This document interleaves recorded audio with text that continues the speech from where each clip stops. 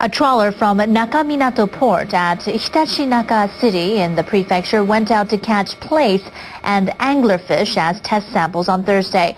The daily checks come in the wake of the detection of radioactive cesium above the legal limit in small fish called sand lances.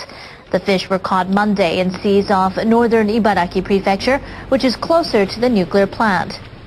Excessive radiation has not been found in other fish so far, but all fishing off the Ibaraki coast has been suspended because brokers and retailers are refusing to buy fish from that area. But now, with plants and ports damaged, foreign industries are facing crippling parts shortages. Douglas Levanture sends this report from Louisiana. Shreveport is a city of 200,000 in the southern state of Louisiana. General Motors plant here plays a big role in the regional economy. This GM facility manufactures mid-size pickup trucks.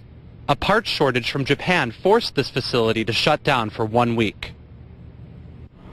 At this plant, almost all automotive parts are made in the U.S. However, one part is Japanese-made, produced in an area affected by the earthquake. The plant's entire operation has come to a standstill because that one part is no longer arriving from Japan. This is the part, a sensor to measure air volume in engine cylinders. Without it, the engine can't achieve sufficient combustion. U.S. makers buying raw materials from Japan are also worried about the impact of the quake. This automotive parts maker has its head office near Detroit, Michigan. The company produces springs for engine valves and supplies them to GM, Ford, and a number of other automakers. They're making, 6,000 springs an hour. 6,000? Per hour. The springs work at high speed inside engines, so strength and precision is vital. That's why the company uses high-quality Japanese steel. The steel supplier is based in the Kansai region, so its production hasn't been affected. But the spring maker's management is still concerned that damage to ports in Tohoku may disrupt distribution.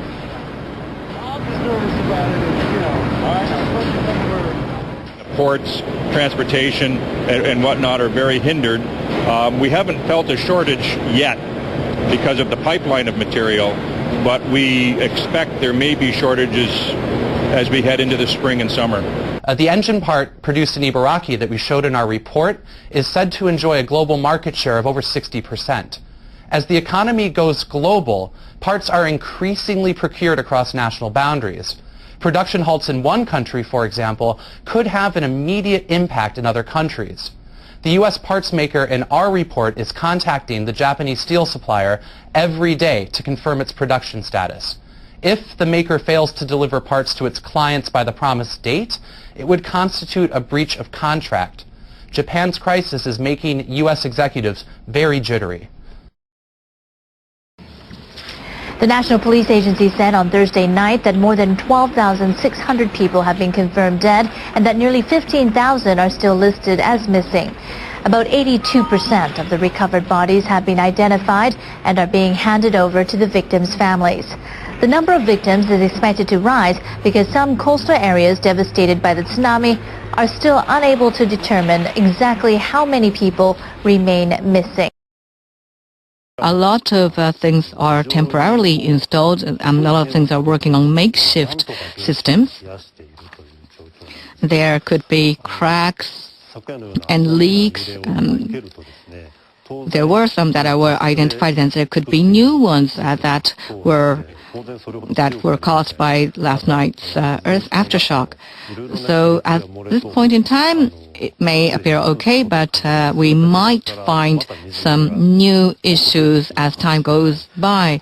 So we need to really keep a close eye on the developments, and we also need to be ready to act immediately. Not just TEPCO, but the self-defense forces of police. there could be disruption in water supply or power supply. We need to be ready to address any possible glitches, particularly in the first few days. And other than this nuclear power plant, other nuclear facilities were affected by the quake last night. What's happening there? Well, similarly to the nuclear power plant in Fukushima Daiichi, we obviously need to be prepared for the possibility of strong aftershocks. Last night, Higashidori nuclear power plant, they lost off-site power at one point in time, and then one transmission line became live again, but they did have to resort to emergency diesel power at one point in time. And close to Higashidori nuclear power plant is a reprocessing plant that's located in Rokkashomura.